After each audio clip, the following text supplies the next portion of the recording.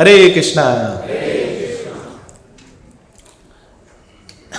तो एक बार की बात है, नारद मुनि ने कुछ ऐसे सुन लिया।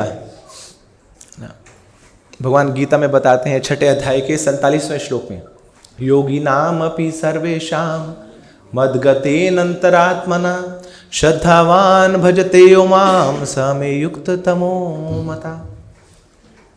कि अर्जुन, बहुत सारे लोग हैं, उन सारे लोगों में जो योगी हैं बड़े सर्वोत्तम होते हैं, बड़े अच्छे लगते हैं मुझे, मेरे हृदय में रहते हैं। मगर इन सब योगियों में ये जो भक्ति योगी है, जो प्रीति से प्रेम से मेरी पूजा आराधना करता है, वो मुझे बहुत प्रिय है। फिर नारद मुनि ने सुन लिया, भक्त्या माम अभिजानाति, कि केवल भक्ति से ही कोई भगवान को जान सकता है। पत्रम पुष्पम फलम तोयम यो में भक्त्या पृच्छति।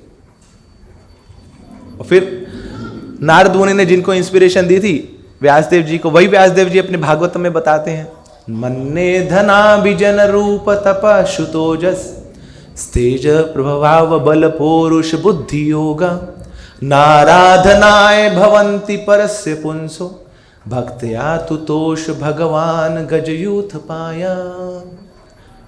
वो भगवान बता रहे हैं, अरे कोई धन से या लोगों से या अपने ऐश्वर्यों से या ज्ञान से या सुंदरता से मुझे प्राप्त नहीं कर सकता। जन्म पर्यंत जन्म कोई लगा रहे कि इन सब से मुझे खुश करने का, मैं इनसे खुश नहीं होता हूं। वो जो गजेंद्र है, हाथी के रूप में आया, क्या था उसके पास? कौन सा धन था, कौन सा ऐश्वर्य था, कौन सा ज्ञान था? मगर उसने भी मुझे आकर्षित कर लिया। एक पुकार से मैं वहां पहुंच गया, क्योंकि क्या थी उसके पास? भक्ति थी। तो भक्त्या तुतोष भगवान, कि इस भक्ति से ना एक पशु भी भगवान को पा सकता है, भगवान को संतुष्ट कर सकता है। तो कोई मनुष्य भक्ति करे तो उसका तो क्या ही लाभ है। तो नारद मुनि ने इस प्रकार भक्ति की महिमा को श्रवण कर लिया।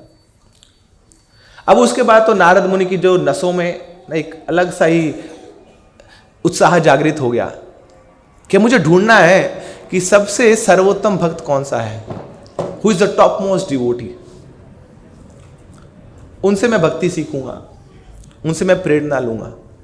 देखिए हमारे तो बाल सफेद हो जाते हैं, बाल उड़ने लग जाते हैं, अंग गलने लग जाता है, उसके बाद भी इच्छा नहीं होती भक्ति करने की। अंगम गलितम पलितम मुंडम दशनवहीनम जातम टुंडम वृद्धो जाति गृहीत्वा दंडम तदापि न मुंचति आशा पिंडम। अंग गल रहे हैं, धीरे धीरे शरीर गलता जा रहा है, सड़ता जा रहा है, हाथ में डंडा तक आने वाला है, कुछ ही समय बाकी है। मगर उसके बाद भी इच्छाओं का जो पिंड है वो खत्म नहीं हो रहा, उससे मुक्ति नहीं मिल पा रही हमें। मगर यहां नारद मुनि ने जैसे ही भक्ति की महिमा सुनी, केवल महिमा ही सुनी अभी, तो इच्छा जागृत हो गई कि मुझे एक महान भक्त की खोज करनी है। तो नारद मुनि चल दिए। किसी ने बताया कि बनारस ये बड़ा सुंदर एक स्थान है जहां पे बहुत सारे भक्त ऋषि मुनि एकत्रित होते हैं। तो ये नारद मुनि अब वहां पे पहुंच गए प्रयाग में, इलाहाबाद में। तो वहां सबसे बड़े भक्ति खोज में, तो किसने बताया यहां पे एक ब्राह्मण है, वो शालिग्राम शिला की पूजा करता है, वहां पे चले जाइए। तो नारद मुनि पहुंचते हैं प्रयाग में, देखा कि वो ब्राह्मण सुबह सुबह उठ के गंध पुष्प धूप दीप नैवेद्य से ठाकुर जी की शालिग्राम की आराधना कर रहा है। उनको आसन वासन भूषण पाद छाता सब अर्पण कर रहा है। बड़े सारे भोग, चंदन, तुलसी, अगरू, बड़े सुंदर सुंदर इत्र ठाकुर जी को अर्पित कर रहा है। तो नारद मुनि जान बोले यही है भगवान का भक्त, 16 षोडश उपचार से ठाकुर जी के शालिग्राम की ये आराधना कर रहा है। तो सीधा जाके नारद मुनि उसके चरणों में गिर जाते हैं, बोले ओ ब्राह्मण देवता, आप पूरी सृष्टि के सबसे बड़े भक्त हैं। बोले अरे नारद मुनि कहाँ गए आप, गलत एड्रेस पे आ गए। मैं बड़े भक्त की तो बात छोड़िए, सबसे बड़े भक्त की बात छोड़िए, मैं तो भक्त भी नहीं हूं। नारद मुनि कुछ गलत फहमी होगी आपको, मैं इतना बड़ा भक्त नहीं हूं।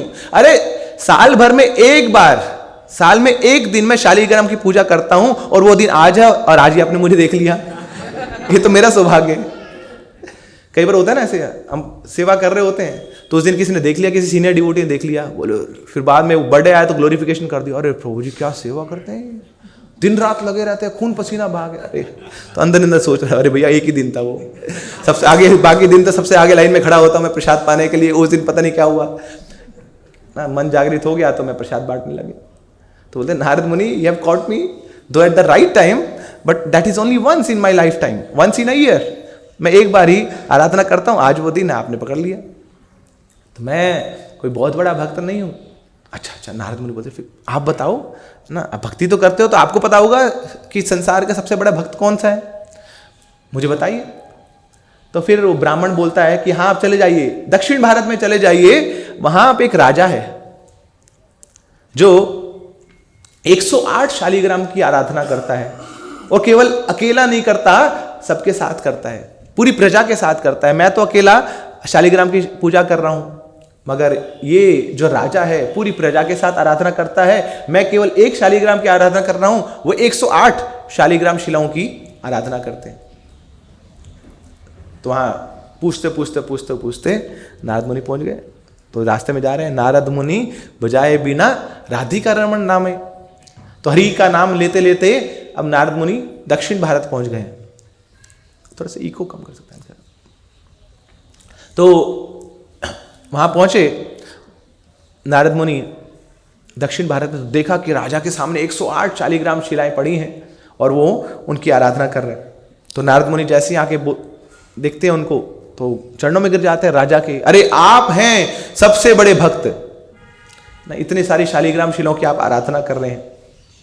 तो राजा बोलता है अरे नारद मुनि नहीं नहीं नहीं, कैसी बातें बोल रहे हैं, मैं और भक्त और सबसे बड़ा भक्त, अरे नारद मुनि मैं तो केवल एक राज्य में आराधना करता हूं शालिग्राम की, मगर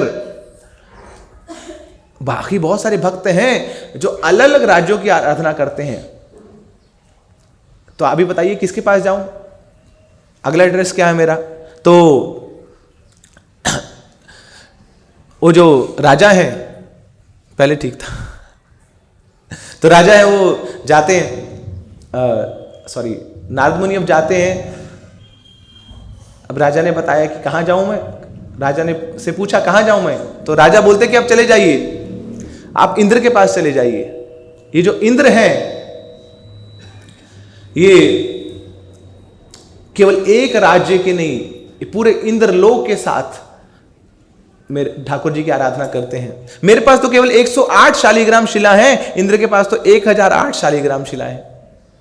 और वहां पे तो जितनी अप्सराएं हैं, जितने गंधर्व हैं, जितने अलग अलग लोकों के निवासी हैं, वो सब इंद्र के साथ ठाकुर जी की शालिग्राम की आराधना करते हैं। तो आप इंद्र के पास चले जाइए। तो अब नारद मुनि पहुंचे इंद्र के पास, इंद्रलोक में, तो देखा तो वहां आसपास अप्सराएं। तो पहले तो सोचे यहाँ कौन सी भक्ति होती होगी, यहाँ तो मेनका है, यहाँ तो रंभा है, यहाँ थोड़ा वातावरण लग नहीं रहा, सबके हाथों में प्याला है ना, और सब अभी उसका रसास्वादन करने वाले, तो यहाँ कौन सी भक्ति होती होगी। फिर भी राजा ने बोला है कि यहीं पे सबसे बड़ा भक्त मिलेगा, तो देवलोक के राजा इंद्र वही सबसे बड़े भक्त हैं। तब नारद मुनि चले इंद्र के सिंहासन पे और सीधा जाके चरणों में गिरते हैं इंद्र के, ओहो मिल गया मिल गया मिल गया, मुझे पूरी सृष्टि का सबसे बड़ा भक्त मिल गया। तो नारद मुनि बोलते, नारद मुनि को बोलते रहे, नारद मुनि क्या हो गया, कैसी बातें बोल रहे हो, आपने भागवत नहीं पढ़ी क्या, आपने 6 कैंटो नहीं पढ़ा भागवत का। नारद मुनि मन ही मन सोच रहे हैं, बोले भागवत नहीं पढ़ी, मेरी प्रेरणा से तो व्यास देव जी ने भागवत लिखी, मुझे बोल रहे भागवत नहीं पढ़ी। तो भक्त तो बड़े सरल होते हैं, बड़े विनम्र होते हैं। जाओ शिष्य रुक्मिणी द्वारकाधीश की, शिष्य गौर निताय की, शिष्य जगन्नाथ बलदेव सुभद्रा महारानी की, शिल प्रभुपाद की। तो इंद्रदेव बोलते हैं अरे रुकिए नारद मुनि, मैं बताता हूं आपको मैं कितना बड़ा भक्त हूं, जानिए मेरी लीलाओं को देखिए, मेरे गुणों को देखिए, अभी सब बताता हूं मैं आपको। श्रीमद् भागवतम कैंटो 6। मेरे गुरुदेव बृहस्पति सभा में आए, मगर मैं तो राज सिंहासन पे बैठा था, इतना अहंकार था मुझ में कि किसके आगे झुकते नहीं हम, कभी झुके नहीं मैं किसी के आगे। तो गुरुजी आए और आगे चले गए, मैंने निगलेक्ट मारा उनको, तो गुरु के प्रति अपराध किया। तो जब मुझे समझ आया कि मैंने गुरु के प्रति अपराध कर दिया है, तब मुझे उसका निवारण भी करना होगा। तो मैं गया, विश्व रूप एक जो ब्राह्मण है उनसे आग्रह किया कि कुछ निवारण कीजिए, ये त्रुटि हो गई, ये अपराध हो गया, गुरु अपराध हो गया मुझसे। तो विश्व रूप ने मेरे लिए यज्ञ किए इस गुरु अपराध से बचने के लिए। मगर बाद में मुझे पता लगा ये जो विश्व रूप है ये तो टस्थ मुनि का बेटा है। तो टस्थ मुनि तो वो सुरों का साइड लेते हैं, मगर टस्थ मुनि की जो पत्नी है वो असुरों की साइड से है। तो ये जो विश्व रूप उनका पुत्र है ब्राह्मण, ये क्या करता है, दिन में तो मेरे लिए यज्ञ करता है और रात में असुरों के लिए यज्ञ करता है। बोले ये तो दुस्साहस हो, ऐसा कैसे, चीटिंग है। तो मैंने क्या किया, उस के 3 सर काट दिए विश्व रूप के। तो पहले क्या किया, गुरु अपराध किया, अब ब्राह्मण अपराध कर दिया। अब जो उनके पिताजी थे विश्व रूप के टस्थ मुनि, उनको क्रोध आ गया, बड़े आक्रोश में थे वो। तो क्या किया, तुरंत उन्होंने वृतासुर को उत्पन्न किया। और वृतासुर की ऐसी शक्ति, जितना उसके साथ लड़ो उसकी शक्ति बढ़ती जाती है। कैसे मारूं, कोई अस्त्र शस्त्र से वो मर नहीं सकता था ना। जैसे ब्रह्मा जी ने हिरण्यकशिपु को वरदान दिए थे, ना अंदर ना बाहर, ना दिन में रात में, ऐसे ही इस वृतासुर के पास भी बहुत सारे वरदान थे, इसको मारा नहीं जा सकता था। तो ये आया, मेरे लोक पे आके आक्रमण किया और मुझे गद्दी से नीचे उतार दिया। इतना बड़ा भक्त हूं मैं। अभी सोचिए, सुनिए, आगे सुनिए, कथा खत्म नहीं हुई है। तो मुझे गद्दी से नीचे उतारा, तो मैं दौड़ा दौड़ा भागा। जब मेरा सिंहासन मेरे हाथ से छूट गया तो गया मैं ठाकुर जी के पास गया, नारायण के पास गया। तो नारायण बोलते हैं, भैया अब एक ही चीज बता सकती है तुम्हें, एक अस्त्र ऐसा ना जो वज्र के समान काम करेगा, मगर उस अस्त्र का जो धातु है बड़ा स्पेशल है, वो जगत में मिलता नहीं है। बोले कहीं तो होगा, बताइए कहाँ मिलेगा। बोले ये दधीची ऋचि, इनकी हड्डियों में वो धातु है। अब देखिए मेरा दुस्साहस देखिए, एक ऋषि के पास चला गया, उसको प्रणाम किया। ये जो भक्त होते हैं वो तो आशीर्वाद देते हैं। बोलते बेटा क्या चाहिए तुझे। बोले कुछ नहीं अंकल जी, हड्डियां दे दो अपनी। तो ऐसे हड्डियां मांगा उनसे, उन्होंने दे भी दी।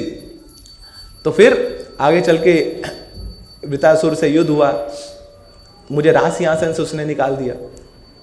तो देखिए पहले मैंने गुरु अपराध किया, फिर मैंने ब्राह्मण का अपराध किया, फिर आगे चल के हिरण्यकशिपु आया। तो हिरण्यकशिपु ने फिर मुझे राज सिंहासन से निकाल दिया। फिर उनके पुत्र आए प्रहलाद महाराज, तो उन्होंने मुझे थोड़ी देर बैठने दिया सिंहासन पे। फिर उनके पुत्र आए विरोचन, उन्होंने कुछ और समय के लिए मुझे बैठने दिया सिंहासन पे। मगर फिर बाद में जब बलि महाराज आए तो बलि महाराज ने फिर मुझे निकाल दिया गद्दी से। तो फिर मैं दौड़ा दौड़ा भागा, इधर उधर भागा ना। फिर 9th कैंटो आ गया तो थोड़ा ब्रेक मिला मुझे, और फिर 10वें कैंटो में तो गोवर्धन लीला, कंप्लीट डिस्ट्रक्शन, पूरे मेरे अहंकार को चूर चूर कर दिया। और इसके बाद भी मैंने हार नहीं मानी। फिर एक दिन भगवान मेरे इंद्रलोक में आए और रुक्मिणी मैया ने पारिजात वृक्ष की मांग करी, तो मैंने मना कर दिया।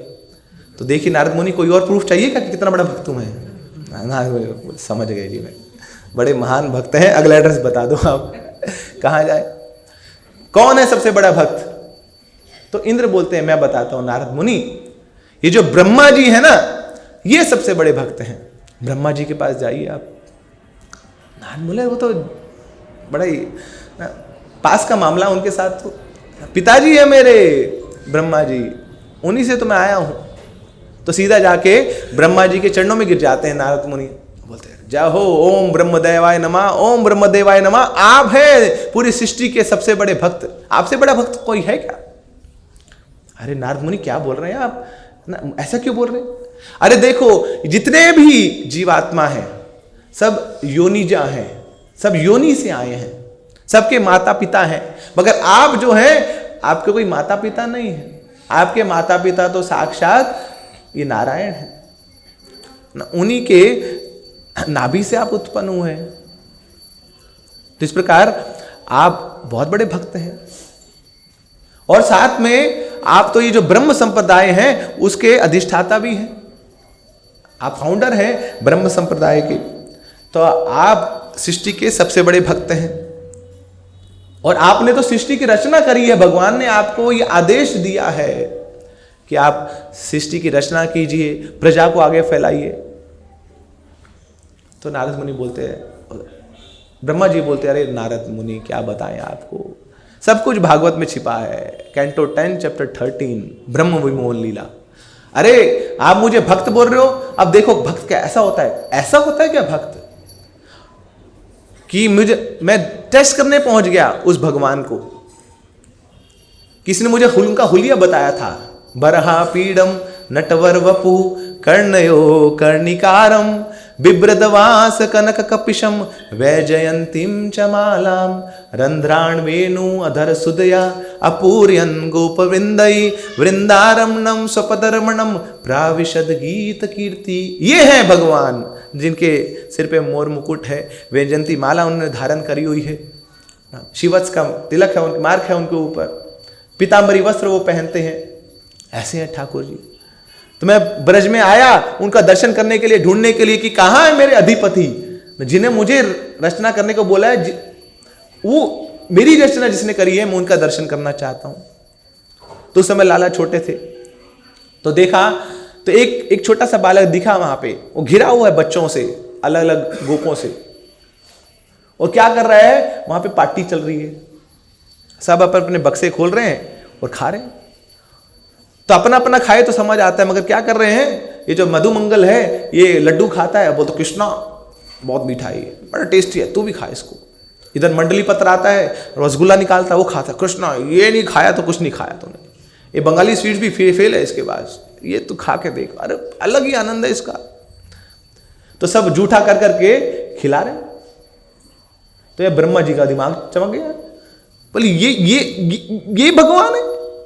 अरे सारी दुनिया तो बोलती है भगवान वो होते हैं जो ऑल्टर में बैठते हैं ना, जिनको पूरे नियम कानून से, विधि विधानों से जिनकी आराधना होती है, षोडश उपचार से उनकी पूजा होती है ना, उनको वहां पे स्वस्ति वचन गाए जाते हैं ना, ओम सहस्र शीर्षा पुरुषा सहस्राक्षो सहस्रपात। तो ऐसे स्वस्ति वचनों से उनकी पूजा आराधना करी जाती है।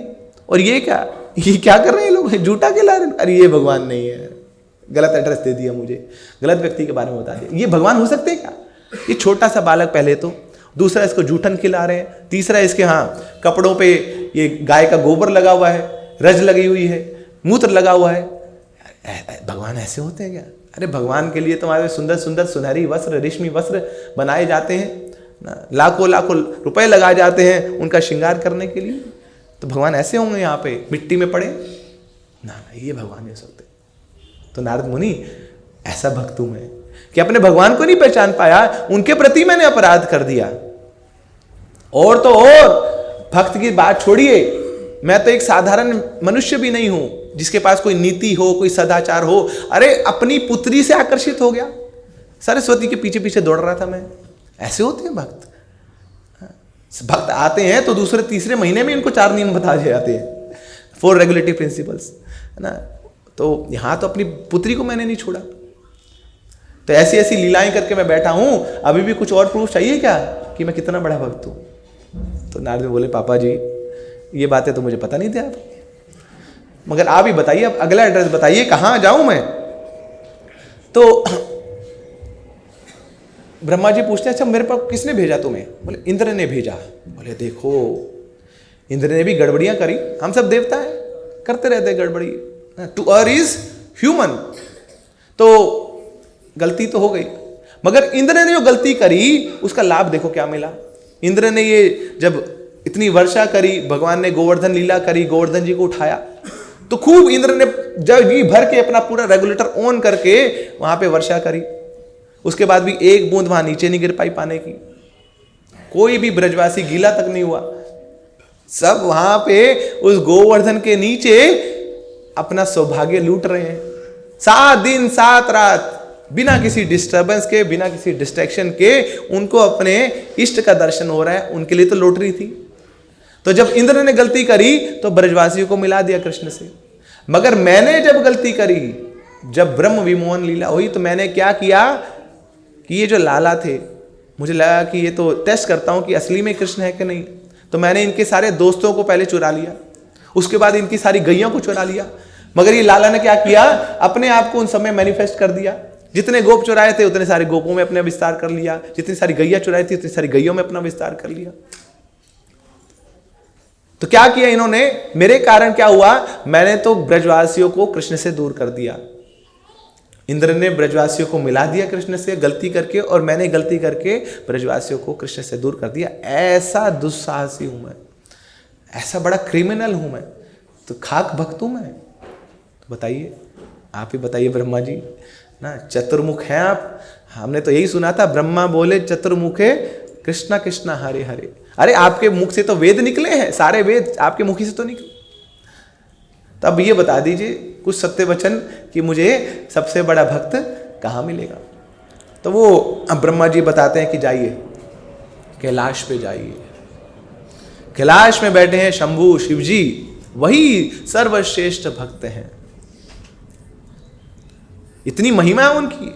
वृंदावन वनिपते जय सोम सोमा, मोले सनंदन सनातन नारडेड्य, गोपीश्वर व्रज विलासी युगांग्री पद्मे, प्रीतिम प्रयश निरुपादि नमो नमस्ते।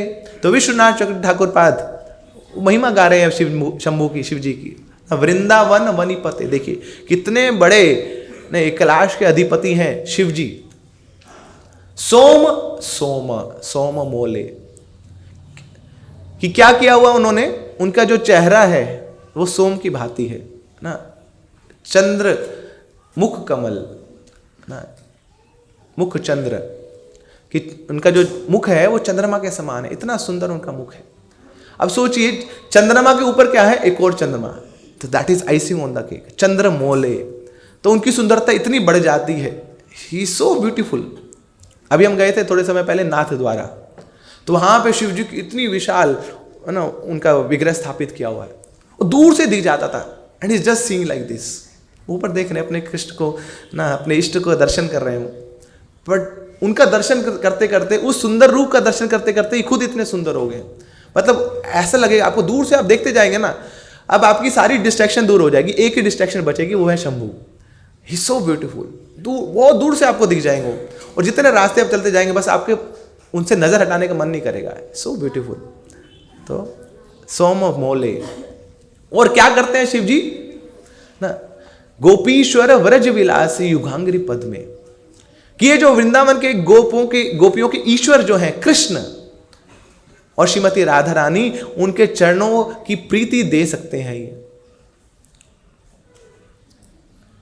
तो इतनी शक्तियां होने के बावजूद ये करते क्या है वृंदावन में, वृंदावन वनिपते, he is just taking care of Vrindavan as a guard. वो सुरक्षा करते हैं एक गार्ड की भांति वहां पर वृंदावन में। तो ये शिव जी है, शिव जी की महिमा है। तो ब्रह्मा जी बोलते हैं उन शिव जी के पास आप जाइए, वही सबसे बड़े भक्त हैं। तो कैलाश में पहुंचते हैं, शिव जी तो ध्यान में लगे हैं। अब ब्रह्मा जी स्तुतियां, नारद मुनि स्तुतियां कर रहे हैं शिव जी की, तो भागवत से स्तुति करते हैं। मेरे पीछे आप दोहराइए, निम्न गानाम यथा गंगा, देवानाम अच्युतो यथा, वैष्णवानाम यथा शंभो, पुराणानाम इदम तथा। तो नारद मुनि बोलते हैं जिस प्रकार सारी नदियों में ना ये जो गंगा है ये सर्वश्रेष्ठ है, सारे जितने भी पूजनीय व्यक्ति हैं, जितने भी देवता हैं, उनमें जो अच्युत हैं भगवान श्री कृष्ण वो सर्वोत्तम है, और जितने भी पुराण हैं उसमें श्रीमद् भागवतम जिस प्रकार सर्वोत्तम है, इसी प्रकार सारे वैष्णव में ये जो शंभु है, he is the top most, वो सुप्रीम है, वो सर्वोत्तम है। तो वैष्णवा नाम यथा शंभु। तो तब नारद मुनि शिव जी की महिमा का गान कर रहे हैं कि अरे कितने सर्वश्रेष्ठ भक्त हैं, आप ही हैं पूरी सृष्टि के सबसे बड़े भक्त। स्वयं महेश शशरो नगेश, सखा धनेश तनयो गणेश, तथापि भिक्षाटनमेव शंभु, बलियसी हरेरेव इच्छा। स्वयं महेश, खुद कौन है आप शंभु? आप सारे ईशों के ईश हैं आप। You are the cause of destruction. आपकी एक भ्रिकुटी मात्र से पूरी सृष्टि में प्रलय आ जाती है। स्वयं महेश शशुरु नगेश, और आपके ससुर जी कौन है? ना, वो सारे पहाड़ों के राजा हैं। सखा धनेश और दोस्त किसके आसपास घूमते हैं? whom you rub your shoulders with, अरे कुबेर ना, सारा धन उन्हीं के पास है। he is the treasurer of all the money। तो उनके तो दोस्त हैं आप। और तनयो गणेश, ये जो गणेश जो विघ्न हरता बोले जाते हैं, वो तो आपके पुत्र हैं। जब बेटा इतना कमाल का है तो फिर पिताजी कैसे होंगे? तो इतने शक्तिशाली, इतने ऐश्वर्यशाली, इतने धनवान, इतने पदशाली होने के बावजूद ये करते क्या शिव जी आप? तथापि भिक्षाटनमेव शंभु, आप भिक्षाटन करते रहते। हुलिया देखिए उनका, कुछ नहीं पहनते हैं शरीर पर, वो जो शमशान की राख है वो लगा के रखते हैं, गले में सांप की माला पहन के रखते हैं, खोपड़ियों की माला होती है, और चीते की खाल पहनते हैं और नीचे मृग की छाल होती है। तो ऐसे बैरागी हैं आप, सब कुछ छोड़ा हुआ आपने। बलियसी हरेर में इच्छा, ये मानते हुए कि जो हरि की इच्छा यही सबसे बलवान है। Krishna is a supreme controller और मैं उनका छोटा सा दास। तो इस प्रकार आप अपने आप को, अपनी स्थिति को समझते हैं। कितनी शक्ति होने के बावजूद आप इतने बड़े त्यागी हैं। आपका किसी भी भौतिक संसार की कोई भी इच्छा में लिप्त होने की इच्छा नहीं है। आप अपनी सारी इंद्रियों को ठाकुर जी की सेवा में लगाते हैं। ब्रह्मा बोले चतुर्मुखे, कृष्ण कृष्ण हरे हरे, महादेव पंचमुखे, राम राम हरे हरे। अरे पूरे पंचमुखों से आप ठाकुर जी पे ध्यान करते करते उनके नामों का उच्चारण करते हैं। तो इस प्रकार आप इतने शक्तिशाली होने के बावजूद पूर्ण अकिंचन भक्त हैं आप ठाकुर जी के। सब कुछ छोड़ के जब से जो रिस्की प्रोजेक्ट होता है वो आप उठा लेते हैं। अरे समुद्र मंथन लीला से क्या लेना देना था आपका? जब अमृत मिला तो ये लोग खुद उठा के लड़ने लगे उसके लिए, मगर जब विष मिला तो कोई आ नहीं रहा पास में, कोई आसपास भटक भी नहीं रहा है। आपका दूर दूर से कुछ लेना देना नहीं, मगर आप आके उसको पी गए, गले में धारण कर लिया, नीलकंठ कहलाए आप। संसार के लोगों के लिए रोते हैं आप, उनके दुखों को देखकर रोते हैं, पर दुखा दुखी हैं आप। आपसे बड़ा भक्त तो कौन ही हो सकता है। तो शिव जी बोलते हैं मेरी बारी, अब मुझे भी मौका दीजिए बोलने का। बहुत बोलिए ब्रह्मा जी आप। अब देखिए मेरी भक्ति की महिमा सुनिए ब्रह्मा जी, नारद मुनि आप, कि देखिए ये जो जब मैं आया, कलयुग में आया, तो मैं अद्वैताचार्य के रूप में आया, और जो भगवान थे मुझसे बाद में आए, मैं उनसे पहले आया। तो पहले आने के कारण मैं भगवान से बड़ा बन गया। भगवान ये चैतन्य महाप्रभु जब भी मुझे देखते थे तो मुझे अपने आचार्य के रूप में देखते थे, अपने गुरु के रूप में देखते थे, और गुरु को तो प्रणाम किया जाता है। तो सोचिए वो भगवान है ना, वो अखिल ब्रह्मांड अधिपति, वो मेरे सामने आके मेरे चरणों को छूते थे। इतना बड़ा भक्त हूं कि भगवान को अपने चरणों में बुला लेता हूं मैं। कितना बड़ा अपराध किया है मैंने। तो शिव जी बोलते हैं कि देखो है ना, सब लोग तो मुझे मुक्तिनाथ बोलते हैं, तो आप मुझे बोल रहे हो कि मैं सारे वैष्णव में सर्वोत्तम हूं, मगर यही वैष्णव मुक्ति के ऊपर तो थूकते हैं। न नाक पृष्ठम न च पारमेष्ठ्यम न सार्वभौमम न रसाधिपत्यम न योग सिद्धिर पुनर्भवम वा समंजस्वता विरहे आकांक्षे। कि भगवान के भक्तों से पूछा गया क्या चाहिए आपको? क्या बोलते हैं? ना हमें ब्रह्मलोक चाहिए, ना हमें ध्रुव लोक चाहिए, ना ही हमें ऊपर के लोगों को आधिपत्य चाहिए, ना ही नीचे लोगों को आधिपत्य चाहिए, ना ही यहाँ के लोगों पे हम राज करना चाहते हैं, और ना ही हमें मुक्ति चाहिए, ना ही हमें सिद्धि चाहिए। हमें तो बस भगवान आपके चरणों का आश्रय मिला रहे। अरे मुक्ति पे तो दुखते हैं ये। कृष्ण भक्त निष्काम अतएव शांत, भुक्ति मुक्ति सिद्धि कामी सकलीय शांत। तो ये जानते हैं कि जैसे ही कोई इच्छा करेंगे इवन भुक्ति की या मुक्ति की भी, तो मन में अशांति बनी रहेगी। तो इसलिए मुक्ति पे तो थूक देते हैं लोग। केवलम नरकायते, तो नरक के समान है मुक्ति प्राप्त करना। तो तभी भी कोई डाउट है नारद मुनि आपको कि मैं सबसे बड़ा भक्त हूं? तो नारद मुनि बोलते बता दो, अगला एड्रेस बताओ, हम तो यही कर रहे हैं, भटक रहे हैं ना 14 भुवनों में, अब आप बताइए कहाँ जाए। तो फिर शिव जी बताते हैं कि आप जाइए ना। प्रहलाद महाराज वो सबसे बड़े भक्त हैं। तो नारद मुनि सोचते हैं वो तो मेरा ही डिसाइपल है, हम तो शिष्य भी गुरु से बड़ा बन सकता है, चेला भी गुरु से बड़ा बन सकता है। तो नारद मुनि तो बहुत बड़े भक्त है, बोले जानते हैं भक्ति की कितनी शक्ति है कि ये जो नारद है ये सबसे बड़ा भक्त बन गया।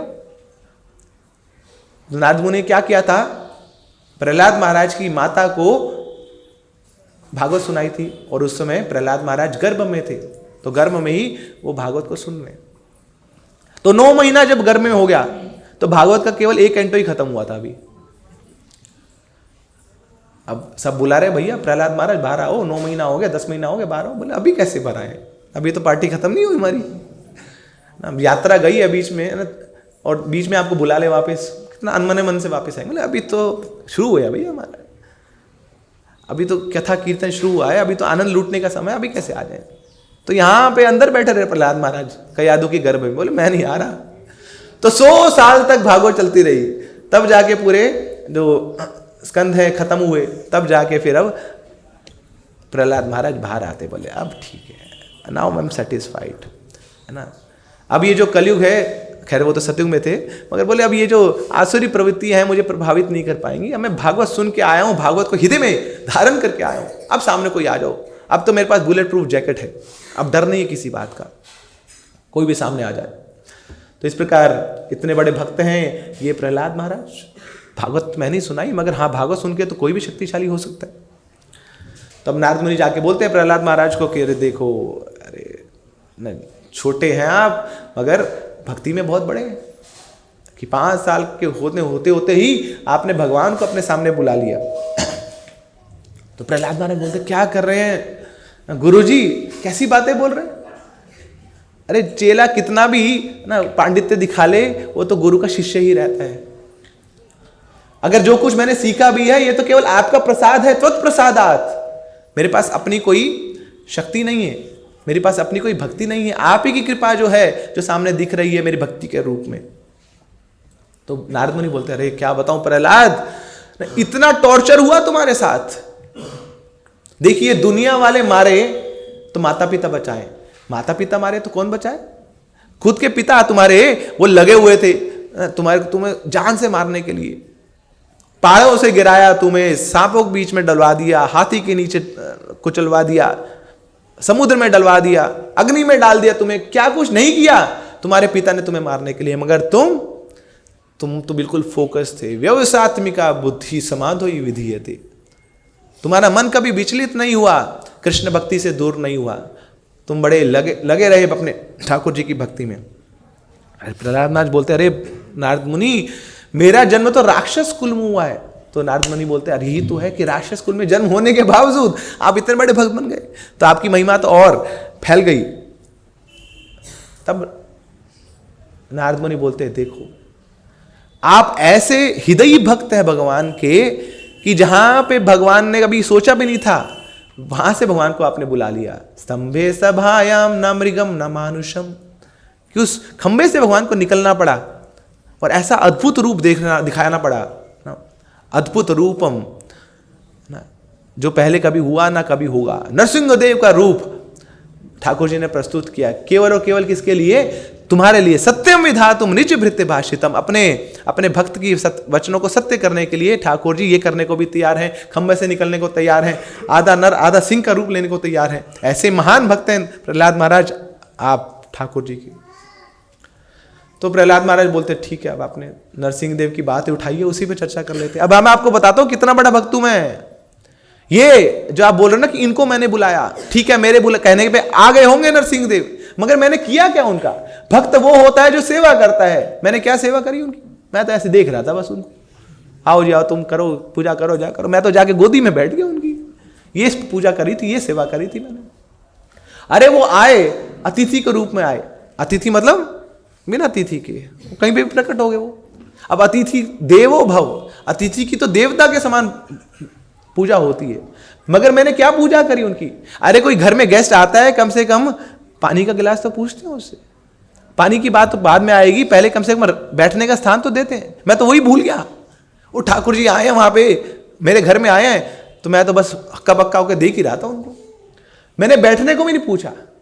कोई बात नहीं पूछा तो खुद आके बैठ गए, पिताजी को साइड पे किया, आसन में आके बैठ गए। मैंने बैठूंगा तो सही। फिर कोई आता है, गेस्ट आता है, तो उसको कुछ सुंदर वचन बोले जाते हैं, उसको माला पहनाई जाती है। तो मैंने कुछ उनका सत्कार नहीं किया, तो क्या किए, बोले माला तो मैं पहनूंगा। पिताजी की आंतड़े होता ही माला पहन ली। तो वहीं पे चीड़ फाड़ करी, आंतड़े को निकाल के आंतड़ों की माला पहन ली मेरे पिताजी की। अब गेस्ट को कुछ ना पिलाया जाता है, खिलाया जाता है। मैंने पानी तक नहीं पूछा, तो बोले कोई नहीं, खून पीऊंगा इसका। तो gallons and gallons of blood पीते गए उसका, तो खुद ही तृप्ति कर ली उन्होंने, कुछ सेवा नहीं करी मैंने उनकी। तो ऐसा इतना बड़ा भक्त हूं मैं ठाकुर जी का। तब देखिए इतने सारे भक्तों से मिले नारद मुनि, तो क्या चीजें कॉमन मिली आपको उनमें?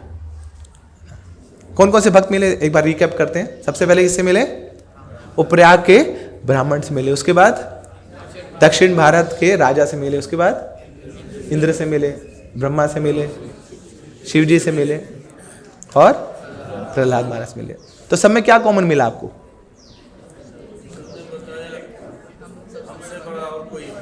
हाँ, तो सबने ये बोला कि अरे नहीं, हम भक्त नहीं हैं ना। ये उनकी विनम्रता थी, ह्यूमिलिटी थी। भक्ति तो ये जो विनम्रता की सॉइल है उसी में अंकुरित होती है। तो जब तक हृदय में विनम्रता नहीं होगी तब तक ये भक्ति का जो बीज है वो अंकुरित नहीं होगा, वो स्फुरित नहीं होगा। तो सब में विनम्रता थी, सब बड़े बड़े भक्त हैं, मगर हृदय में विनम्रता कि हम भक्त नहीं हैं। और दूसरा एक और क्वालिटी कि हम तो भक्त नहीं है मगर दूसरा भक्त है। अमानी ना मान देना, कि खुद मान की इच्छा नहीं है मगर दूसरों को सम्मान जरूर दे रहे हैं। तो ये भक्त के दो लक्षण हैं जो इन सब भक्तों में हमें कॉमन दिख रहे हैं। तो अब नारद मुनि बोल रहे हो जल्दी बताओ, अब अगला एड्रेस बताओ, बहुत घूम रहा हूं, बड़े रॉन्ग एड्रेस पे जा चुका हूं मैं, बड़ी पिटाई खा ली है, मगर अब आप सही एड्रेस बताओ प्रहलाद महाराज, आप तो सच्चे भक्त हैं भगवान के। तो प्रहलाद महाराज बोलते जाओ किम पुरुष लोक में जाइए, वहां पे हनुमान जी मिलेंगे आपको। तो ये जो हनुमान जी हैं ये ठाकुर जी के सबसे बड़े भक्त हैं, बड़े फोकस्ड हैं ये। श्रीनाथे जानकी नाथे अभेद परमात्मनि तथापि मम सर्वस्वम राम कमल लोचनम। तो एक बार की बात है, राधा कृष्ण बैठे हैं, तो उन्होंने बोला गरुड़ देव को कि जाओ गरुड़, बड़ी इच्छा हो रही है, हाँ ये जो मेरे भक्त हैं हनुमान उसको बुला के लाओ, उसका दर्शन करना मुझे। भक्तों की इच्छा होती है ठाकुर जी का दर्शन करने की, मगर ठाकुर जी वहाँ हाथ पे हाथ धरे बैठे नहीं रहते। बोले मेरे भी इच्छा हो रही है, मुझे भी दर्शन करना है मेरे भक्तों का। नाहम वसामि वैकुंठे योगी नाम हृदय न चा मद भक्ता यत्र गायन्ति तत्र शामि नारदा, कि जहाँ पे मेरे भक्त मेरा कीर्तन करते हैं, मेरे स्मरण करते हैं, मैं वहाँ पे उपस्थित हो जाता हूँ। तो मुझे दर्शन करना है उन भक्तों का जो मेरा नाम उच्चारण कर रहे हैं। जाओ गरुड़ जल्दी से जाओ, हनुमान को बुला के लाओ। तो गरुड़ एकदम पूरा बड़ी स्फूर्ति से प्रकाश की तेजी से पहुंच गए किम पुरुष लोक, और वहां पे जाके हनुमान जी को बोलते हैं कि जल्दी करो बुलावा है। किसने बुलाया? वो ठाकुर जी ने बुलाया। बोले कौन से ठाकुर जी? बोले वही राधा श्याम सुंदर, उन्होंने बुलाया आपको। बोले तुम चलो मैं आता हूं। तो यहाँ गरुड़ जी वापस पहुंचे और इंतजार कर रहे हैं। भगवान ने पूछा कि बोल दिया उनको? बोले हाँ, इन्विटेशन दे दिया, कार्ड भी दे दिया, बुला रहे हैं आपको। तो यहाँ तो 10 मिनट हो गए, 1 घंटा हो गया, सुबह से लेकर शाम हो गई, आए नहीं अभी तक हनुमान जी। तो ठाकुर जी ने पूछा अरे गरुड़ ये बताओ तुमने क्या बोला था? बोले ही बोला था ठाकुर जी बुला रहे हो। कौन से ठाकुर जी? बोले कृष्णा बुला रहे। अरे यही तो गलती कर दी। श्री नाथे जानकी नाथे अभेद परमात्मनि, कि एक तो श्री के नाथ हैं, लक्ष्मी के नाथ हैं, और दूसरे जानकी के नाथ हैं, दोनों अभेद हैं ना। राम और कृष्ण दोनों एक ही हैं, मगर ये जो हनुमान है इसकी तो प्रीति, इसकी रति, इसकी गति, इसकी मति तो केवल श्री रामचंद्र जी के प्रति है। ये मुझे नहीं पहचानता है। तुमने कहाँ बोल दिया इसको कहाँ जाने को? अब जाके बोलो इसको, ओ गरुड़ जाके हनुमान को बोलो कि कौशल्या नंदन, दशरथ नंदन, रघुपति राघव, सियावर रामचंद्र आपको बुला रहे हैं। तो ये पूरा एड्रेस बताओ ना, पूरा मेरा पोर्टफोलियो बताओ। तो जैसे ही वहाँ पे अब गरुड़ पहुँचे तो पहले तो पूछा तुम आए नहीं? बोले हाँ गया था, रास्ता भटक गया, पता नहीं था लोकेशन कहाँ जाना है। मैं तो ढूंढता रह गया कहाँ जाना है, क्योंकि उनके माइंड में तो वही फिक्स है, जाना तो एक ही जगह है, मुल्ले की दौड़ मस्जिद तक, ना मुझे तो वहीं जाना है, कुछ और मुझे समझ नहीं आता। तब जाके गरुड़ देव जी जाके बोलते हैं हनुमान जी को कि चलो, ठाकुर जी ने बुलाया। कौन से ठाकुर जी? तो बोलते हैं कौशल्या नंदन रघुपति नंदन, दशरथ नंदन रघुपति। जितना ही बोला इतने में तुरंत निकल लिए। बोले सुनो तो सही पूरा एड्रेस। बोले पता लग गया। तो गरुड़ देव ने यहाँ से ये पंख हिलाए थे, वहां पे ठाकुर जी के पास हनुमान जी पहुंच गए। तो ये लालसा है हनुमान जी की, ठाकुर जी की सेवा करने की। कहाँ खड़े रहते हैं? खड़े नहीं होते वो आधा खड़े होते हैं, आधा बैठते हैं। सीता राम लक्ष्मण हनुमान जी के ऑल्टर में कैसे खड़े होते हैं? कोई करके दिखाएगा? कौन है हनुमान जी का स्वरूप? घबरा रहे तो आधा खड़े आधा बैठे हैं। जैसे कभी देखा ना स्प्रिंटर 100 मीटर स्प्रिंट लगाते हैं लोग, तो क्या करते हैं ना, हाफ नीचे खड़े होते हैं, हाफ बैठे होते हैं। ऐसा क्यों? ऐसी मुद्रा में क्यों? बोले एक शब्द जैसे आएगा मेरे ठाकुर का, ओ टॉमी कम हियर, तो मैं दौड़ा दौड़ा चला जाऊंगा उनके पास। एक क्षण, एक मिली सेकेंड भी वेस्ट नहीं होना चाहिए। तो ऐसे ही हनुमान जी उस पोजीशन में है कि जैसे ठाकुर जी बुलाएंगे मुझे, तो हनुमान का हाँ सुनते ही मैं दौड़ के चला जाऊंगा उनके पास, उनकी सेवा के लिए। तो हनुमान जी का भाव है। तो ऐसे महान भक्त हैं आप हनुमान जी, आप ही सृष्टि के सबसे बड़े भक्त हैं। तो फिर अब नारद मुनि एक कहानी सुनाते हैं। अरे हनुमान, एक बार की बात है कि तुम ठाकुर जी के पास वहां बैठे थे, ठाकुर जी वहां पे कुछ हिसाब किताब कर रहे थे, कुछ डायरियां घुमा रहे थे। अब तुम तो रहे वानर, तो बार बार उचक उचक के देख रहे थे। बोले क्या कर रहे हैं, कर क्या रहे हैं ये? तो उठ उठ के देख रहे कौन सी डायरियां घुमा रहे। तो इतने वो डायरी घुमाते, फिर थोड़ा बाहर निकले अपने मंत्रालय से श्री रामचंद्र जी, तो पीछे से आप आ गए वहां पे और डायरियों को देखने लगे। तो वहां खोला हनुमान जी ने, डायरी खोली तो ऊपर लिखा हुआ था, list of devotees who never forget me. ऐसे भक्तों के नाम जो कभी मुझे भूलते नहीं। तो हनुमान जी की इच्छा हुई, बोले कहीं तो होगा मेरा नाम। सबको अच्छा लगता है ना अपना नाम सुनने में, नाम देखने में। कई फोटो आती है ना हमारे पास, कई फंक्शन हुआ तो सबसे पहले फोटो में क्या देखते हैं? बोले मैं कहाँ हूँ, जहाँ मोह खुद ही मिलता है सब बेकार है, फोटोग्राफी बेकार है, उसको लेनी नहीं आती फोटो। अरे कहीं तो घुसा देता मुझे हल्का फुल्का साइड एंगल, ये एंगल वो तो आता।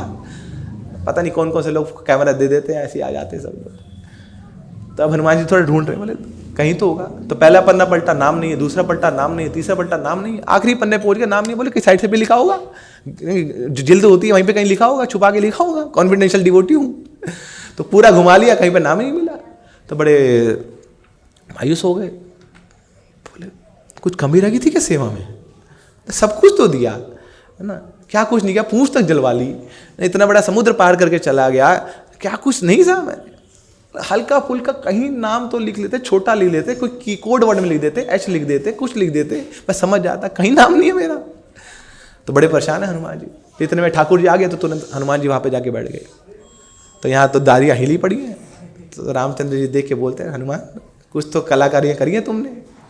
बोले क्या करूँ प्रभु, वो आप डायरी देख रहे थे तो मेरा मन कर गया, मगर प्रभु बता दीजिए क्या कमी रहेगी, मैं सुधारूंगा अपने आप को, मैं सुधरना चाहता हूं, मैं आपका सेवक बनना चाहता हूं, जो कमियां मुझे बताइए मैं अपने आप को सुधारूंगा। तो श्री रामचंद्र जी हंसते हुए बोलता है, अरे हनुमान तुम में क्या ही कमी है ना, तुम तो साक्षात गुरु के समान हो, तुम पूरे जीवात्मा को सिखाओगे कैसे भक्ति होती है। तो फिर हनुमान जी के मुख से निकल आया, प्रभु अगर ऐसा मानते तो कहीं नाम तो हो ना, नाम की इच्छा नहीं है मगर आपके चरणों में कहीं नाम तो आ जाए ना, मेरी हाजिरी तो लग जाए। ओहो हनुमान तुमने ये डायरी पढ़ ली, सॉरी एक और डायरी है मेरे पास। तो उसमें टाइटल क्या है, लिस्ट ऑफ दोज डिवोटीज हुम आई नेवर फॉरगेट, कि वो भक्त जो जिनको मैं कभी भूलता नहीं हूं। तो हनुमान जी आगे तुरंत कूद मार के फिर देखते हैं, प्रभु एक बार मेरे को दिखा।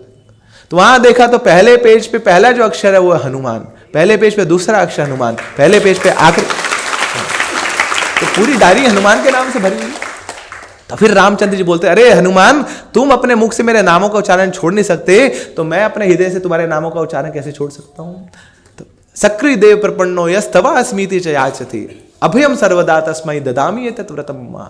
सकृत, अरे कोई एक बार मेरा नाम ले लेता है, मैं बिक जाता हूं उससे, उसको अभय दान दे देता हूं। तुम तो दिन भर क्षण क्षण नित्य क्षण मेरा नामों का उच्चारण कर देते रहते हो, तुम्हें कैसे बोल सकता हूं हनुमान। तो ऐसे महान भक्त है हनुमान जी आप, ना कि भगवान आपको याद करते हैं, स्मरण करते हैं।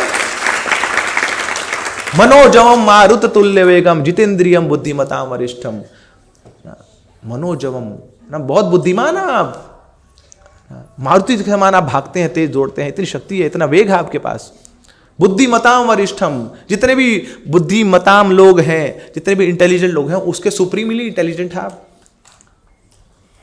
भगवान ने इतनी बड़ी बड़ी सेवाएं आपको दी हैं क्योंकि आप उनके बहुत निजी हैं। तो आप ही हैं सबसे बड़े भक्त, आपसे बड़ा कोई बहुत बड़ा भक्त है नहीं। आपने अपनी पूंछ तक जलवा ली है। तो अब हनुमान जी बोलते हैं, अरे पूंछ जलवाना कोई बड़ी बात है क्या, वो तो रावण भी जलता है, तो कोई अपने आप को जला लेना ये कोई भक्ति का लक्षण नहीं है ना? जलाया किसको जाता है, जहां पे कूड़ा होता है, कचरा होता है, उसको जलाया जाता है। तो ऐसे सब कूड़ा कचरा ही था मेरे पास जो जल गया। तो इसमें कोई बड़ी महिमा क्या है मेरी, जो आप इतना उत्सुक हो रहे हैं मेरी महिमा गान करने के लिए।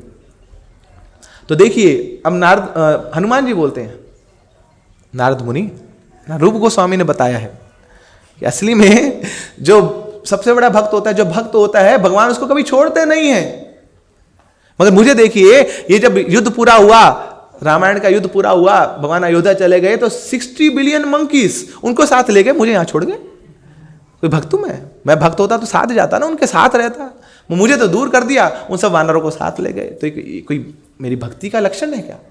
अरे बड़ा निकृष्ट भक्त हूं मैं। सबके पास अपने अपने फंडे हैं, तर्क हैं।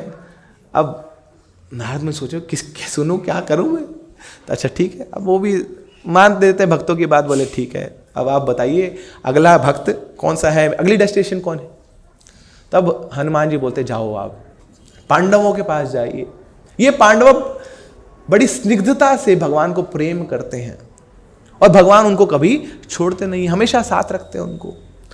अरे इतने प्यार करते हैं भगवान कि इन पांडवों में से एक को चुन के गीता बोल दी, जो अभी भी गाई जाती है।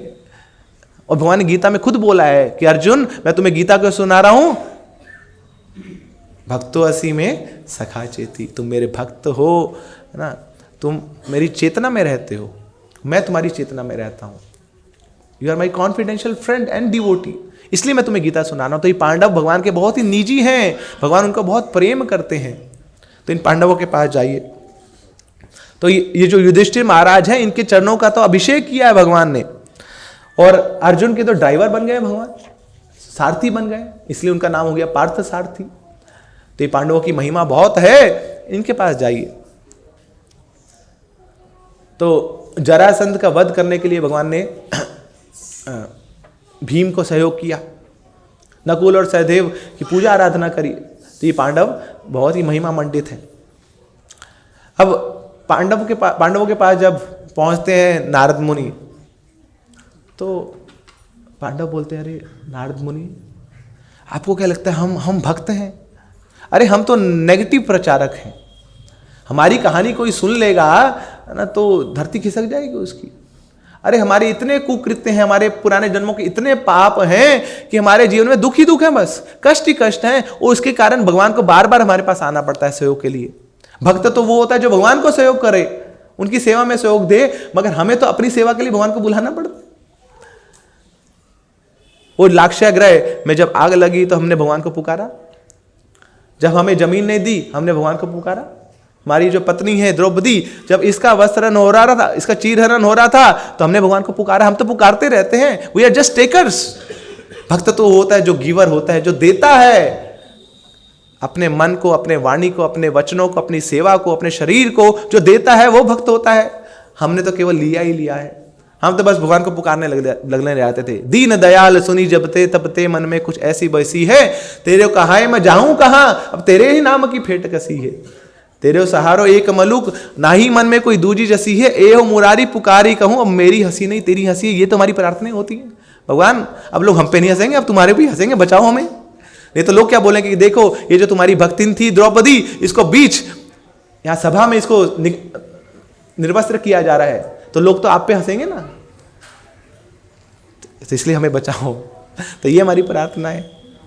खाक भक्त हम तो अपने लिए भगवान को पुकारते हैं। और देखो हमारा जीवन कुछ नहीं है हमारे पास, सब लूटे पड़े हैं हम लोग, है ना। एक जो सुई की नोक जितना जमीन भी नहीं है हमारे पास, तो काहे के भक्त रहे हम। तो और फिर भगवान ने तो हमें भी छोड़ दिया, है ना। कुछ समय हमारे साथ रहे, बेशक हमारा सौभाग्य था, उसके बाद तो भगवान ने हमें भी छोड़ दिया। तो ऐसे भक्त होते हैं कि अरे हम तो जुआ खेल रहे थे, वहां पे नियमों को तोड़ रहे थे, है ना, सब कुछ दांव पे लगा दिया, घर बार पत्नी भी दांव पे लगा दी। ऐसे भक्त होते हैं क्या? तो देखिए चुन चुन के, है ना। तो असली में ये सब भक्त हैं। भक्त कौन होता है? जो अपनी कमियां जानता है, उस पर फोकस करता है। तो हमें तो ये लगता है कि हम बड़े भक्त हैं क्योंकि हम में ही सारी क्वालिटीज हैं, और सामने वाले सबसे छोटे भक्त हैं क्योंकि इनमें कोई गुण है ही नहीं, ये सब अवगुणों से भरे हैं। मगर भक्त वही है जो अपने अंदर अवगुणों को देखता रहता है, बार बार उन पर फोकस करता है और उनके ऊपर कार्य करता है। He works on those ills अनर्थास एंड अपरूट्स देम। तो यहाँ सारे भक्त अपने अवगुणों को जानते हैं और एक एक करके निहार रहे हैं, एक एक करके निहार रहे हैं कि देखो ये दिखा नहीं कर नारद मुनि आपको, ये भद्दा, ये दाग, ये देखो कितना बड़ा दाग है यहाँ पे भी देखो कितना बड़ा दाग है मेरे, सब देखो ना आप, फिर जानो आप कि कितने बड़े भक्त हैं हम। ऐसे कोई मैले कुचैले व्यक्ति भगवान के भक्त हो सकते हैं क्या? अशुद्धियों से भरे हुए हम, पापों से भरे हुए हम, गलत इच्छाओं से हम भरे हुए हैं। तो इस प्रकार सारे भक्त अपने आप को क्रिटिसाइज कर रहे हैं। नारद मुनि ने हाथ जोड़ लिए, बोले बताओ हे पांडवों, अगला रास्ता बताओ, पक्का भक्त बताओ। बोले ये जो उग्रसेन महाराज हैं ये बड़े भक्त हैं, भगवान इनको बहुत प्रेम करते हैं, इनको तो राज सिंहासन दे दिया, राज तिलक किया अपने हाथों से इनका, इनके पास जाइए आप। तो उग्रसेन महाराज के पास जाते हैं नारद मुनि। तो उग्रसेन महाराज बोलते अरे नारद मुनि, बेशक दुनिया वाले मुझे कृष्ण का भक्त कहें, मगर हमारा कोई हृदय से कोई संबंध नहीं है। I am just a formal professional devotee of the Lord. हाँ भगवान मेरे घर आए, राज तिलक किया, चले गए। बड़े सारे लोग आते हैं, ब्राह्मण लोग आते हैं, लोगों के घर में जाते हैं, कथा कीर्तन करते हैं, चले जाते हैं। कोई संबंध थोड़ी होता है। संबंध तो वहां होता है जहां दिन रात उसका चिंतन किया जाए, है ना। तो ऐसी मेरा बड़ी फॉर्मल रिलेशनशिप है भगवान के साथ, है ना। There is no heart to heart relationship. तो it's just a cordial formal relationship. तो बताओ अगला किसके पास जाऊं, कौन है पूरी सृष्टि का सबसे बड़ा भक्त? तो अब फिर नारद मुनि को बताया जाता है उग्रसेन के द्वारा कि जाइए, ये जो उद्धव जी है ना, जो वृंदावन में रहते हैं, ये सबसे बड़े भक्त हैं। वृष्णि नाम प्रवरो मंत्री ना, वृष्णि नाम प्रवरो मंत्री। उद्धव कौन है? ये मंत्रियों के मंत्री हैं। मंत्री लोग कौन होते हैं? जो बड़े बुद्धिमान होते हैं, जिनके पास एक्सेप्शनल इंटेलिजेंस होती है, उनको मंत्री बना दिया जाता है ताकि वो राजा को हेल्प करे। मगर ये जो उद्धव है ये मंत्रियों के मंत्री हैं।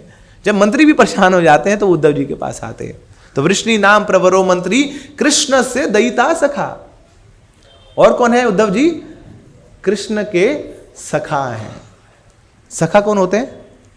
सहखा, जिसके साथ डब्बे खोले जाते हैं ना, उठक बैठक करके खाया पिए जाते हैं। तो ऐसे कृष्ण तो आपके साथ बैठ के सहखा, खाते पीते थे। और आप कौन है? दयिता सखा। आप तो कृष्ण को देने वाले सखा हैं उनके। कोई आपके पास आए तो आप अपने हृदय से कृष्ण को निकाल के दे सकते हैं, ऐसे सखा हैं आप। कृष्ण से दयिता सखा। और कौन है आप? साक्षात बृहस्पति शिष्य, उद्धव बुद्धि सत्मता। तो आप साक्षात बृहस्पति के शिष्य हैं। कौन बन सकता है बृहस्पति का शिष्य? कोई साधारण मनुष्य नहीं, केवल देवता लोग। और आप मनुष्य योनि में होने के बावजूद आपको बृहस्पति के शिष्य होने का मौका मिला। तो ऐसे महान हैं उद्धव जी, तो उनके पास जाइए आप। तो नारद मुनि जाते हैं उद्धव जी के पास, द्वारका में जाते हैं कि बोलते आप हैं कृष्ण की कृपा के सबसे बड़े पात्र, आप हैं पूरे सृष्टि के सर्वोत्तम भक्त। तो उद्धव जी बोलते हैं हाँ मैं भी यही सोचता था, मुझे भी यही बड़ी कंफ्यूजन थी कि मैं सबसे बड़ा भक्त हूं। ठाकुर जी ने मुझे बोला जाओ वृंदावन जाओ, वहां पे मेरी गोपियां हैं, बड़े कष्ट में हैं, जाके उनको सांत्वना दो। तुम मेरे जैसे दिखते हो ना, बिल्कुल सेम सेम डिट्टो। जैसे मैं कपड़े पहनता हूं वैसे तुम पहनते हो, जैसे मेरे नए नक्श है वैसे तुम्हारे हैं, जैसे मेरा श्रृंगार होता है वैसे तुम्हारा है, जैसे मैं बोलता हूं वैसे तुम बोलते हो। तो गोपियों को थोड़ी सांत्वना मिले, कोई तो आया, कृष्ण जैसा। तो मैं चला गया, वृंदावन में चला गया, मगर मैं टीचर की भांति गया था वहां पे, है ना, कि मैं जाके सिखाऊंगा इन लोगों को ना कि कैसे कृष्ण भक्ति होती है, कैसे कृष्ण का चिंतन होता है। तो जैसे ही मैं वहां पे पहुंचा, अरे वहां तो मेरा हाल बेहाल हो गया। वहां पे वृंदावन के वासियों की तो बात छोड़िए, वहां की जो लताएं पताएं हैं, वहां के जो पशु पक्षी हैं, उनको देख के मेरे तो ना सिट्टी पिट्टी गुम हो गई।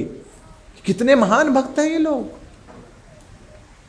अरे वहां पे जो पेड़ के ऊपर एक पक्षी बैठा है, वो कृष्ण का स्मरण करते करते, कृष्ण की याद करते करते ना इतना भाव विवल हो जाता है, होश खो बैठता है और धराम से उस टहनी से नीचे गिर जाता है। मगर ओह थैंक यू कृष्णा कि नीचे उसको कुछ भी बिगड़ता नहीं है, क्योंकि नीचे तो तालाब बन गया है उसी के अपने आंसुओं का। रो रो के क्रंदन कर करके इतने आंसू बहा चुका है वृंदावन का एक पक्षी कि नीचे गिरता है तो अपने ही आंसुओं के पानी में वो नीचे गिरता है, कुछ नहीं बिगड़ता उसका। ऐसे भावावेश में है वहां के पशु पक्षी, लता पता। और वहां के जो पेड़ हैं, सबने गीता पढ़ी है, गीता में भगवान क्या बोलते हैं, पत्रम पुष्पम फलम तोयम। तो क्या करते हैं, ये जो पेड़ है ये अपने पत्र भी दे देते हैं कृष्ण को, क्यों में भक्ति अप्रच्छति, भक्ति भाव से, प्रेम भाव से अपने पत्र दे देते हैं, अपने पुष्प दे देते हैं, अपने फल भी दे देते हैं। और सोचते हैं भगवान ने हम पूरा नहीं कर पाए, भगवान ने बोला है पत्रम पुष्पम फलम तोयम। तोयम मतलब जल, बोले पानी कहाँ है, हम तो पानी पीते हैं, अगर पानी है नहीं हमारे पास तो कोई नहीं, अब हम पानी देंगे। तो क्या करते हैं, वो वृक्ष भी रोते हैं, उनकी आंखें भी सजल हो जाती हैं कृष्ण का स्मरण करते करते, तो श्लोक को पूर्ति करते हैं। तो ऐसे तो वृंदावन के लता पताएं हैं, पशु पक्षी हैं जो हमेशा कृष्ण चिंतन में डूबे रहते हैं। They are so absorbed in Krishna consciousness, remembering Krishna, they never forget Krishna. यही तो जीवन का लक्ष्य है, to always remember Krishna and to never forget Krishna. और ये जो गोप है ना, ये हमेशा कृष्ण के साथ कुछ ना कुछ खेलते रहते हैं। तो लुका छिपी खेल रहे हैं एक बार, तो उद्धव जी ने जाके देखा, they are playing hide and seek. तो उस गेम के बाद कंक्लूजन क्या निकला, कृष्ण रूठ गए अपने सखाओं से, बोले मुझे नहीं खेलना तुम्हारे साथ, चीटिंग करते हो तुम लोग, धोखा करते हो। वो सबसे बड़ा जो धोखेबाज है आज बोल रहा है कि ये लोग धोखा करते हैं मुझसे। क्या धोखा कर दिया, बोले ये क्या बात हुई, जब मैं तुम्हें ढूंढता हूं, जब तुम छुपते हो तो मुझे आधा घंटा लग जाता है, मुझे 1 घंटा लग जाता है, घंटों घंटों मैं तुम्हें ढूंढता रहता हूं। और जब मेरी बारी आती है छुपने की, तो पता नहीं कहां से आप पीछे आके बोले ठप्पा, पकड़े गए, 1 मिनट नहीं लगता तुम्हें मुझे ढूंढने को। तो फिर उद्धव जी से सोचा, बोले मुझे पता लग गया कि लोग इसको कृष्ण को कैसे पकड़ लेते हैं। कृष्ण जब चलते हैं तो उनके ऊपर बहुत सारी बम्बल भी इसी जो भ्रमर घूमते रहते हैं, पूरा झुंड उनके ऊपर घूमता है। तो जहां जहां ये जाते हैं भ्रमर पीछे पीछे आ जाते हैं। पकड़ने मुश्किल है क्या, जहां पे बहुत सारे भ्रमर घूम रहे हो वही कृष्ण है। तो आप पेड़ के पीछे ना, डाली के पीछे चले जाते हैं ना, चट्टानों के पीछे चले जाते हैं, गोवर्धन में किसी गुहा में छुप जाते हैं, तो सारे भ्रमर घूम जाते हैं। तो हम तो भ्रमर को देखते हैं, तो कृष्ण को नहीं ढूंढते। तो जहां पे भंवरे घूम रहे हैं वहीं पे कृष्ण है। तो ये हाल है ब्रजवासियों का, ये हाल है ब्रज के पशुओं का, ये हाल है ब्रज के पक्षियों का, ब्रज की लताओं का, ब्रज की पताओं का। अरे मैं जब वहां गया ब्रज में, तो मुझे पता लगा कि वहां पे एक नदी बहती है जिसका नाम है जमुना। मगर जब ब्रज में प्रवेश किया तो वहां पे एक नदी थी नहीं थी, मुझे तो दूसरी नदी भी दिखी जो उस जमुना के पैरेलल बह रही थी। तो मैंने सोचा यार ये नदी कहां से नई आई है क्या, इसका स्रोत पता करके आता हूं। तो उस नदी के किनारे किनारे उसके तट पे मैं चलता गया, तो सामने देखे एक पहाड़ आ गया। उस पहाड़ पे मैं ऊपर चढ़ा, तो वहां देखा तो नदी का कुछ स्रोत समझ नहीं आ रहा, मगर वहां पे 2 लोग बैठे हैं अपने घर की चौखट पे, नंद बाबा और यशोदा मैया, और आंखों से ऐसे आंसू बहा रहे हैं, इतने आंसू बहाए कि वो नदी बन गई नीचे। तो नंद भवन के ऊपर जाके मैं देखा, ये तो हाल है ब्रजवासियों का। और इनको मैं भक्ति सिखाऊं, यही मेरा भ्रम था कि नारद मुनि जो आप बोल रहे हैं कि मैं सबसे बड़ा भक्त हूं, मेरा भ्रम भी यही था कि मैं अपने आप को सबसे बड़ा भक्त मानता था। तो मैंने ठाकुर जी को वहां पे आके बोला कि मेरा एडमिशन करा दो वहां पे Vrindavan institute of higher education में, कि वहां पे मैं गुरु के बन के गया था, मगर मैं समझ गया कि वहां चेला बनने के लिए भी, स्टूडेंट बनने के भी लायक नहीं हूं मैं। तो मेरा वहां पे अभी जो प्री नर्सरी होती है ना, किड्स प्ले स्कूल, वहां पे एडमिशन करा दो, पढ़ने लिखने के तो लायक नहीं हूं, कम से कम वहां पे जाके मुझे एक लता बना दो, गुल्म लता बना दो, कि वहां पे किंकर बना दो, वहां पे घास बना दो। तो क्या होगा कि जब ये गोपियां वहां से जाएंगी ना, जब यहाँ ब्रजवासी वहां पे जाएंगे, उनके चरणों की रेत जब मेरे सिर पे पड़ेगी, तब जाके कुछ सद्बुद्धि आएगी, कुछ स्वीकृति मिलेगी, कुछ भक्ति मिलेगी, उससे जाके मैं भक्ति कर पाऊंगा। तो मुझे कुछ नहीं बनना है, कोई टीचर नहीं बनना, कुछ नहीं बनना है, मुझे एक लता पता बना दो ब्रज की। तो ये महिमा है ब्रज की। तो नारद मुनि, अब आप जान ही गए होंगे कि कितना बड़ा भक्त हूं मैं, है ना। अहंकार आ गया था मुझ में भी कि मैं कुछ सिखा सकता हूं, मैं बता सकता हूं। तो नारद मुनि, ये जो ब्रजवासी है ना, आप इतना ढूंढ के आए हैं, तो अब जाके जानिए कि संसार के सबसे बड़े भक्त कौन है। ये जो ब्रजवासी हैं, यही इस भगवान के सबसे बड़े भक्त हैं। और ये जो भगवान के ब्रजवासियों में उनके जो सहयोगी हैं, उनके जो गोप कुमार हैं, उनके जो परिजन हैं, ये सारे ब्रजवासियों में सर्वश्रेष्ठ हैं, क्योंकि इनको भगवान ने चुना है अपने आसपास रहने को। इनसे भगवान सेवाएं लेते हैं। और इन सब जो निजी ब्रजवासी हैं, इनमें ये जो गोपियां हैं, ये सर्वश्रेष्ठ भक्त हैं। उन सब गोपियों में भी जो अष्ट सखी हैं, जो नित्य रात चिंतन करते रहते हैं भगवान का, ये सर्वोत्तम है। और इन अष्ट सखियों में ये जो परम शिरोमणि है, परम चूड़ामणि है, श्रीमती राधा रानी, ये सर्वश्रेष्ठ भक्त हैं।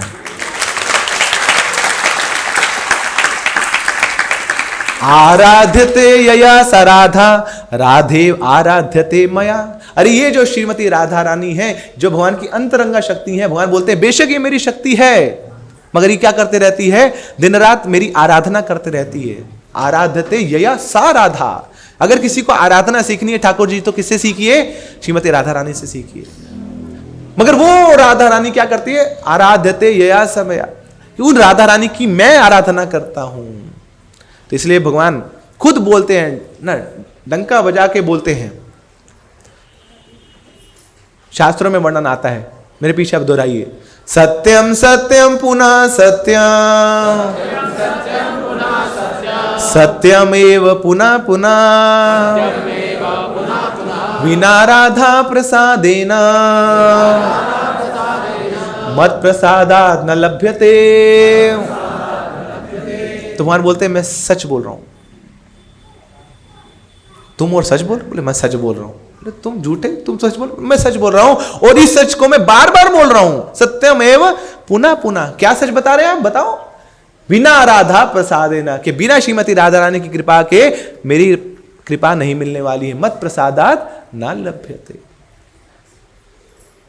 कि वो जो ब्रह्मांड अधिपति हैं ना, जो शेष महेश गणेश दिनेश सुरेश के द्वारा पूजित हैं, जो अनादि अखंड अछेद अभेद हैं, उन भगवान श्री कृष्ण को भी जो मोहित कर ले, वो श्रीमती राधा रानी मदन मोहिन मोहिनी ना, वो सबकी आराध्य हैं। उनकी आराधना करो तो मेरी कृपा मिलेगी।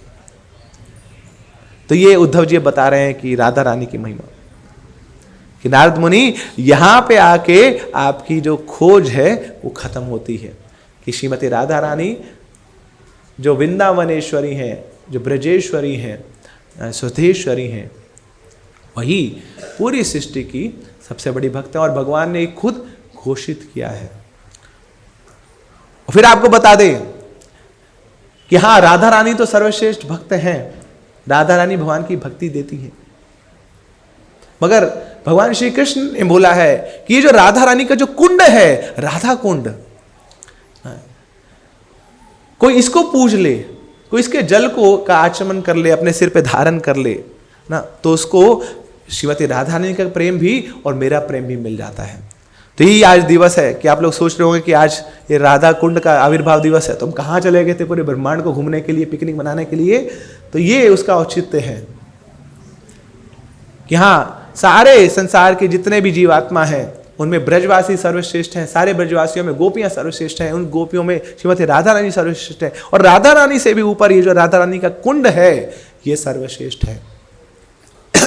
तो जैसे बहुत सारे तीर्थ स्थान हैं, तो श्री रूप गोस्वामी पाद बताते हैं उपदेशामृत में कि सारे तीर्थों में ये जो वैकुंठ है ये सर्वोपरि है, क्योंकि वैकुंठ में भगवान स्वयं निवास करते हैं। सारे तीर्थों में तो आपको मंदिर मिल जाएंगे, भगवान की कुछ लीलाएं करी होंगी, मगर वैकुंठ में तो भगवान निवास करते हैं। फिर रूप गोस्वामी बताते हैं वैकुंठ से भी ऊपर है ये द्वारकापुरी, सॉरी, वैकुंठ से भी ऊपर है मथुरापुरी। क्योंकि वैकुंठ में तो भगवान ने केवल निवास किया, मगर मथुरा में तो भगवान ने जन्म लिया। तो ये जो जन्म की लीला है, भगवान के प्राकट्य की लीला है, ये तो केवल मथुरा में होती है। भगवान के वैकुंठ लोक में कोई जन्माष्टमी का उत्सव नहीं है। तो ये जो हमें आनंद मिलता है जन्माष्टमी का उत्सव, अगर गलती से वैकुंठ पहुंच गए तो फिर मजा नहीं आने वाला आपको। तो हाँ, मथुरा में ये आनंद है, जन्माष्टमी का उत्सव है। वैकुंठ में तो भगवान चतुर्भुज रूप में रहते हैं, मगर मथुरा में तो वहाँ द्विभुज रूप में रहते हैं। तो भगवान को हम अपने जैसा देखकर उनको स्मरण कर सकते हैं, उनकी आराधना कर सकते हैं। फिर रूप गोस्वामी बताते हैं, हाँ, वैकुंठ से ऊपर मथुरापुरी है, मगर मथुरा से ऊपर है ये वृंदावन धाम, क्योंकि मथुरा में तो भगवान का केवल जन्म हुआ है, मगर भगवान ने अपनी सारी लीलाएं कहां पे करी हैं? वो तो वृंदावन में करी है। तो मथुरा में तो और लोग भी हैं, कंस भी है, वहां तो कारागार भी है, मगर वृंदावन में तो केवल और केवल भगवान है, भगवान के ब्रजवासी है, और भगवान के जो वृंदावन की रज है तो आनंदमयी है, वो तो कृपामयी है, ये जो वृंदावन धाम है। अब रूप गोस्वामी बताते हैं कि हाँ, वृंदावन सर्वोत्तम है, मगर वृंदावन से भी ऊपर एक स्थान है, और वो है, बोलो गिरिराज महाराज की, हंताय मद्रीर बबला हरिदास वर्यो। ये सारे हरि के दासों में सर्वोत्तम है हरिदास वर्यो। और ये जो गोवर्धन है, ये कृष्ण भी है और कृष्ण के दास के रूप में भी है। तो ये साक्षात कृष्ण की प्रतिमूर्ति है, कृष्ण ही है। और ये गोवर्धन ने क्या किया है? जैसे एक माँ अपने बच्चे को पालती है, पोसती है अपने शरीर के साथ लगाकर, तो ऐसी इस गोवर्धन ने अपने सब कुछ दे दिया कृष्ण को। अपनी गुफाएं दे दी, अपनी घास दे दी, अपने पूरे जितनी चट्टानें दे दी, सब कुछ पूरा न्यौछावर कर दिया अपने आप को। प्रमोद मदन लीला कंदरे कंदरे ते सही रचयिति नवयूनो अस्मिन द्वादनंदम। तो यही गोवर्धन जो है ना, ये सर्वोत्तम है। ये तो भगवान का मोर मुकुट के समान है। कितने लोग आते हैं, कितने आचार्य आते हैं, इस गोवर्धन की परिक्रमा करते हैं। कितना महिमा मंडित है ये, कितने ही इतिहास गवाह है इसका। कितना कष्ट होता है लोगों को गोवर्धन की परिक्रमा करने में, और उसके बाद भी चलते रहते। बोलो गिरिराज महाराज की। तो ये गोवर्धन की महिमा है। फिर रूप गोस्वामी बताते हैं, हाँ, गोवर्धन सबसे सर्वोत्तम है, मगर गोवर्धन से भी ऊपर एक स्थान है, और वो स्थान है, बोलो राधा कुंड धाम की। ये जो राधा कुंड है, ये कुछ और नहीं है, ये भगवान श्री कृष्ण का राधा रानी के प्रति, और राधा रानी के जो कृष्ण के प्रति जो प्रेम है, उसका लिक्विड फॉर्म है। So this is the liquid form of the love between Radha and Krishna. और जो इसको अपने ऊपर धारण कर लेता है, तो वो भी कृष्ण के का प्रेमी भक्त बन जाता है। तो इस प्रकार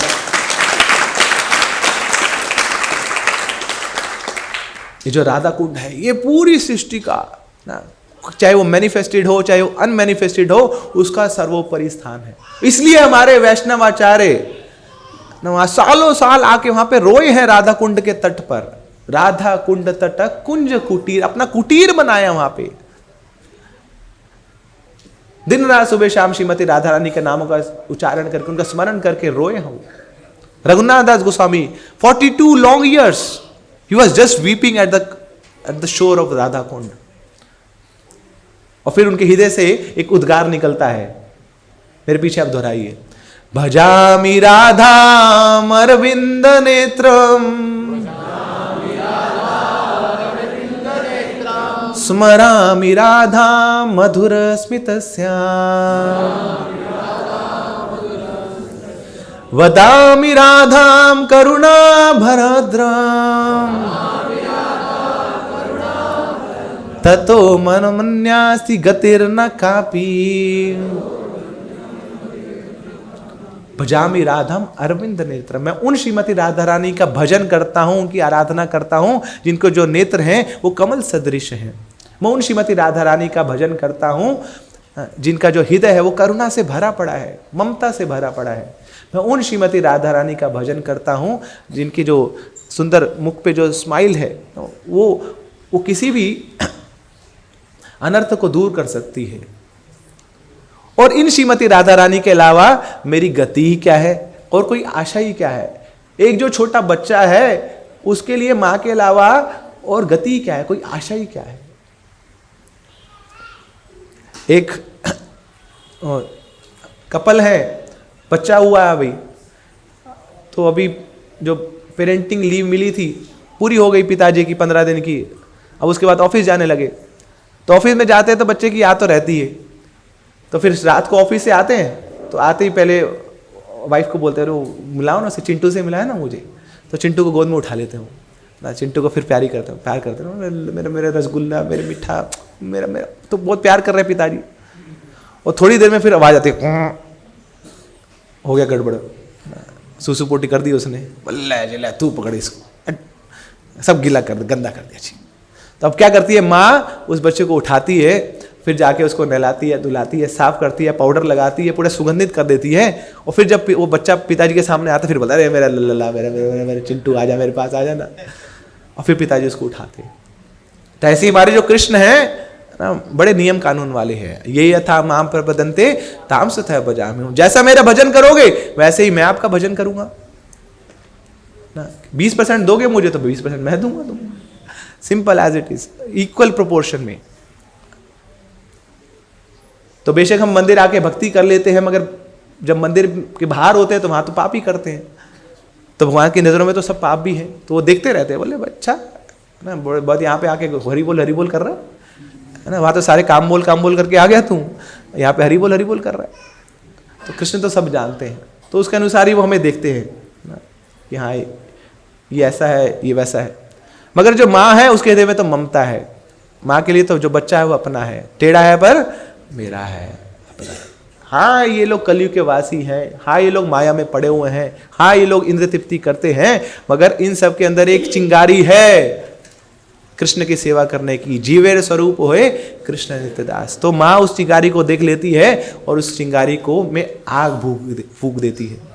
तो कृष्ण की प्रेम की, कृष्ण की सेवा की जो ज्वाला है वो भभक उठती है राधा रानी की कृपा से। तो एक बच्चे के लिए तो माँ के अलावा क्या ही कोई आशा है। तो ऐसी हम बद्ध जीवात्माओं के लिए, जिनका जीवन मैला कुचैला है, पाप कार्यों से भरा हुआ है, इंद्र तृप्ति की इच्छाओं से भरा हुआ है, तो हमारे लिए तो बस एकमात्र आशा है, और वो है श्रीमती राधा रानी की।